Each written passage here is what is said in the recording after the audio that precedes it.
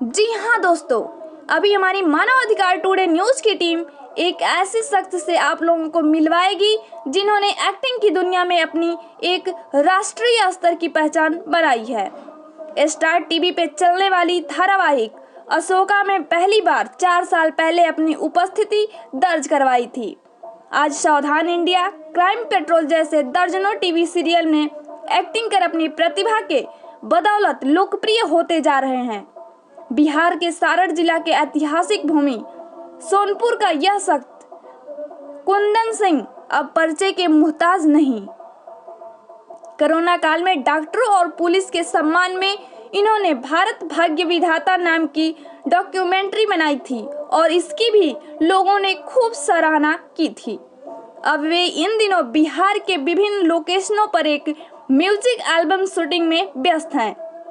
आइए इनसे बात करते हैं और जानते हैं इनसे कई मुद्दों पर विचार के साथ इनकी सफलता की कहानी इनकी जुबानी। मैं प्रवीणा द्विवेदी, सारण के सोनपुर से नीरज पांडे के साथ शशि भूषण सर की। चलिए, मानवाधिकार टुडे की टीम आज एक ऐसे शख्सियत से मिलेगी जो देश में इन दिनों चर्चित हैं। अपने एक्टिंग के क्षेत्रों में इन्होंने ऐसा मुकाम हासिल किया है जो आप जानेंगे तो चौंक जाएंगे, क्योंकि ऐसे शख्सियत से मिलेंगे आप जिन्होंने सावधान इंडिया टीवी सीरियल आपने भी देखा होगा, क्राइम पेट्रोल आपने भी देखा होगा। इन सीरियलों से अपनी पहचान ऐसा पूरे देश में इन्होंने बनाया है। तो आइए बिहार के इस चर्चित कलाकार से मिलते हैं, एक ऐसे कलाकार जो एक्टिंग की दुनिया में अपना ऐसा छाप छोड़े हैं। वह अपने बिहार के सारण जिले के सोनपुर से अपना ताल्लुकात रखते हैं, इनकी जन्मभूमि है। इनसे मिलते हैं, इनका नाम है कुंदन सिंह। कुंदन जी, बिहार की धरती ने फिल्म इंडस्ट्री के क्षेत्र में एक से एक विभूतियों को पैदा किया है और सारे इंडस्ट्री का नाम रोशन किया है। उसमें अपने आप को आप कहाँ पाते हैं? मैं आपको बताना चाहूँगा सर, चूँकि मेरी शुरुआत 4 साल पहले हुई है, तो मुंबई जैसे शहर में जाके अपने आप को एक तो बड़ी चीज़ है कि जब इंसान मुंबई जाता है तो तकरीबन उसके 8 से 10 साल सिर्फ इस बात को समझने में गुजर जाया करती है कि मैं कौन हूँ, मुंबई क्या है और मैं करने क्या आया हूँ। उस कंडीशन में मैं आज काम कर रहा हूँ, यहाँ हूँ। तो मैं अपने बारे में अगर खुद से बोलूँ तो बहुत ज़्यादा लगा कि मेरे दिल को ये चीज़ नहीं भाएगी।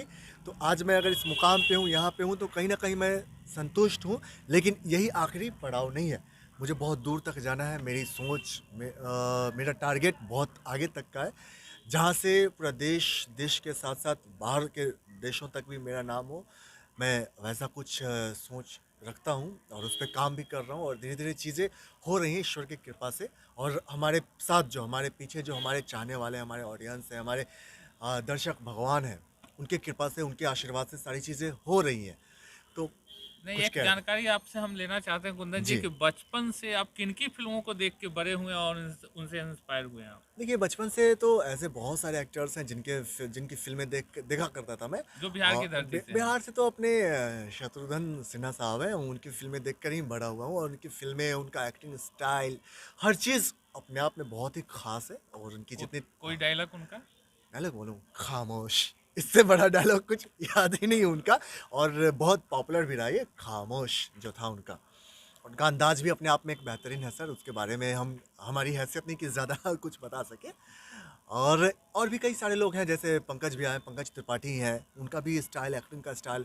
मनोज वाजपेयी साहब हो गए, उदित नारायण जी हो गए, ये लोग तो बहुत ही अपने आप में बहुत ही ऊंचाइयों को हासिल कर चुके अभिनेता हैं। फिर भी इनका बातचीत करने का स्टाइल और रहन सहन बिल्कुल सिंपल है, बिल्कुल सरल है इनका।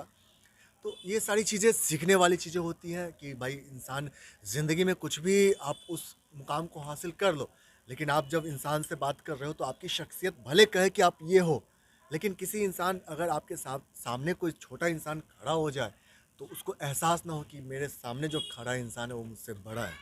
यही एक बड़प्पन है, यही एक बड़ापन है। जो बड़ा जिसको बोलते हैं एक शख्सियत। तो ये सारी चीज़ें मैंने सीखा है, जैसे 3 लोगों का नाम मैंने बताया उनसे। जी सर। कुंदन जी, एक जानकारी और हम लेना चाहते हैं आपसे कि इन दिनों आप एक म्यूजिक एल्बम की शूटिंग में व्यस्त हैं। जी।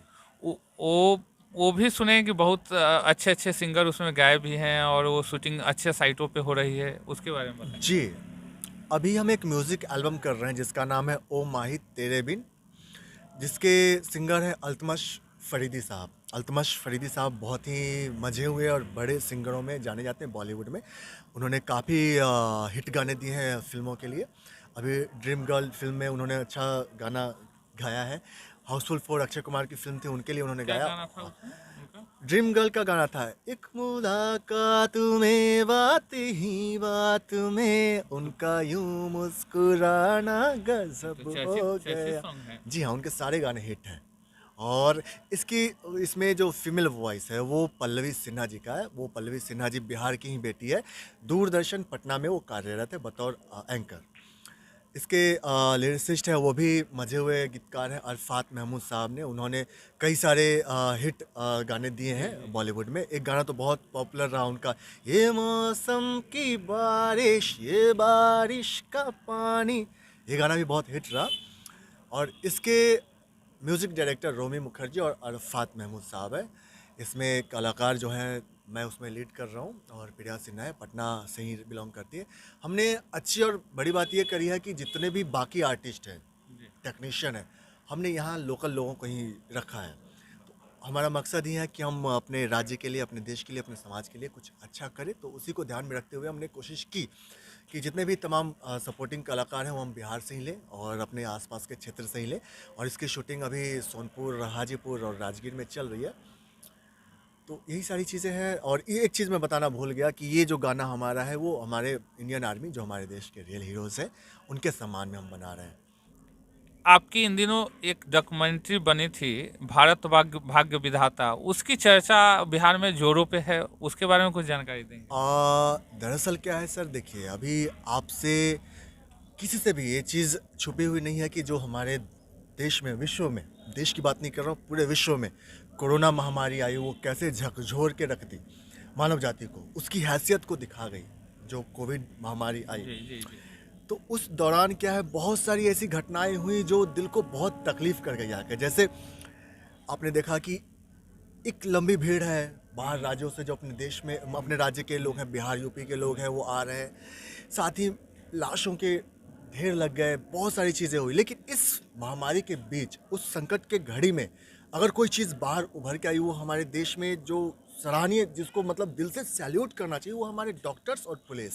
लेकिन उस बीच भी कई कई ऐसी घटनाएं हुई जिससे दिल को बहुत तकलीफ हुई। जैसे पंजाब में आपने देखा सर कि वहाँ पे एसआई थे, उनका हाथ काट दिया गया। अपने बिहार में पत्थरबाजी हुई डॉक्टर्स के ऊपर।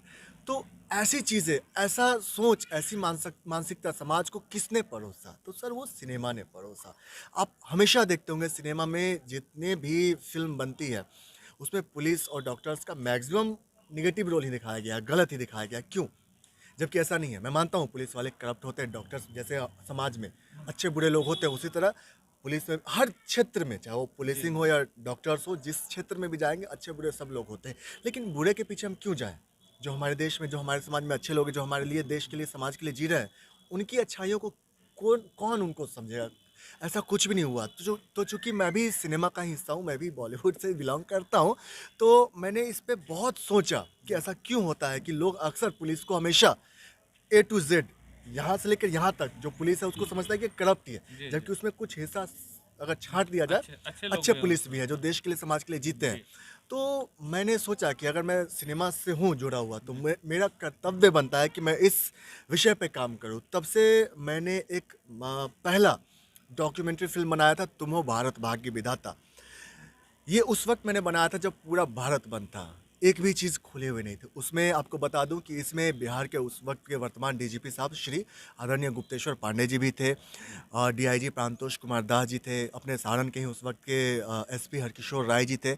बॉलीवुड से मैंने फ़ोन किया उदित नारायण जी को, सिंगर उदित नारायण जी को, उन्होंने भी सहयोग किया, उन्होंने भी अपना वीडियो संदेश भेजा।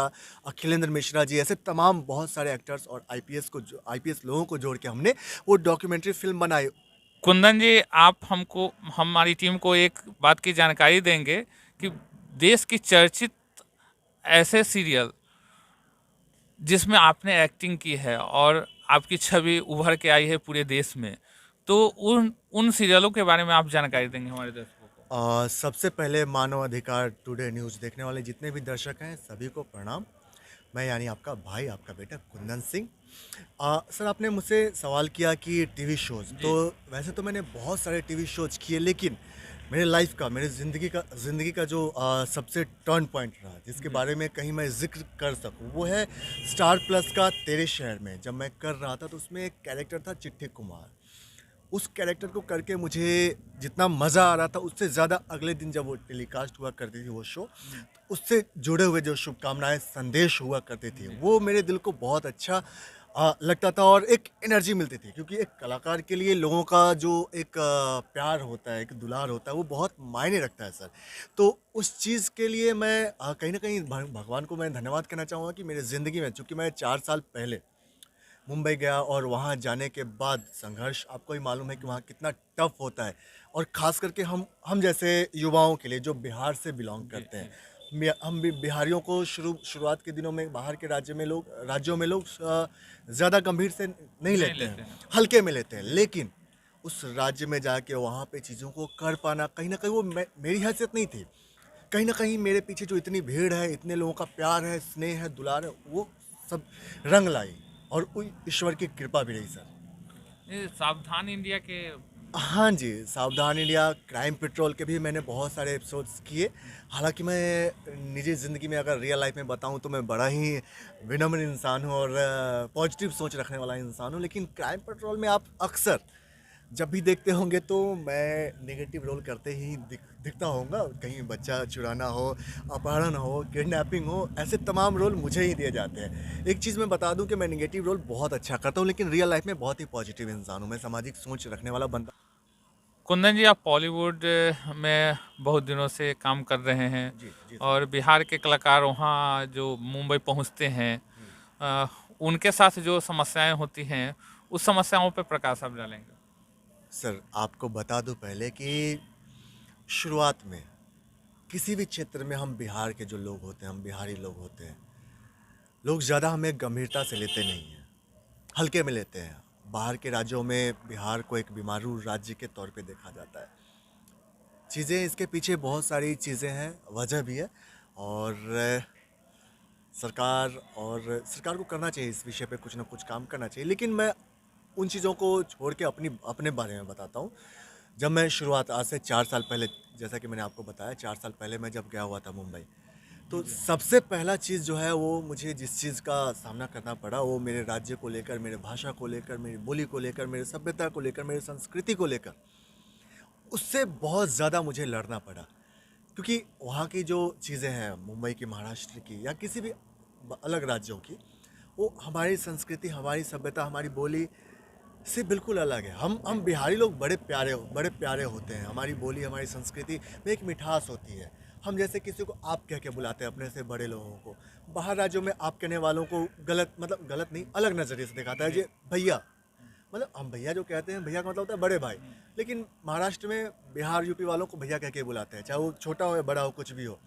तो वो नज़रिया था। शुरुआत में मेरे साथ ही बहुत सारा भेदभाव किया गया, लेकिन ईश्वर की कृपा है कि कहीं ना कहीं सारी चीज़ें सही हो गई 4 साल के अंदर। और आज मेरे बहुत सारे लोग हैं वहाँ बॉलीवुड में, जो हर राज्य से आए हुए हैं और अपने आप में एक शख्सियत है, चाहे, और हर तरह से, मतलब मैं वहाँ पे मुंबई में आज अपने आप को कंफर्ट महसूस कर रहा हूँ। लेकिन शुरुआत में 4 साल पहले मेरे साथ बहुत सारी परेशानियों का सामना करना पड़ा। एक छोटी सी चीज़ और मैं बताऊँगा कि पिछले 17 तारीख को, अक्टूबर महीने में, महाराष्ट्र में एक अवार्ड फंक्शन था, जिसमें वहाँ के पूर्व गृह मंत्री के हाथों मुझे सम्मानित किया गया। ये मेरे लिए गौरव की बात है, और साथ ही शायद ये पूरे बिहार के लिए भी गौरव की बात होगी। तो जिस राज्य से, इस बिहार एक राज्य, ऑलरेडी वहाँ के बारे में लोगों के मन में अलग अलग चीज़ें रहती हैं। उस राज्य के एक छोटे से शहर से, सोनपुर से निकल के मैं मुंबई में गया, वहाँ स्थापित करके, और इस तरह की सारी चीज़ें हो पाना और सम्मान पाना उस राज्य में, जहाँ पे प्रतिभा को दबा दी जाती है, बाहरी लोगों को घुसने नहीं दिया जाता। ठीक है कुंदन जी, एक बात, जैसे आपसे मैंने अभी यूपी के बारे में पूछा, जानकारी ली, लेकिन हम खासकर कैमरे के सामने लोगों से या हम अपने नेता से, जैसे बिहार के नेता हमारे नीतीश कुमार, जी जी जी। तो हम ये जानना चाहेंगे कि बिहार के नीतीश कुमार भी अगर हमारे माननीय प्रधानमंत्री मोदी जी के से आग्रह कर अगर यहाँ भी बिहार में भी अगर फिल्म इंडस्ट्री की स्थापना कर दें और यहाँ भी अगर सब्सिडी देने लगेंगे तो यहाँ भी प्रोत्साहन मिलेगा इस इंडस्ट्री को। बिल्कुल बिल्कुल सर। तो इस पे क्या कहना है आप?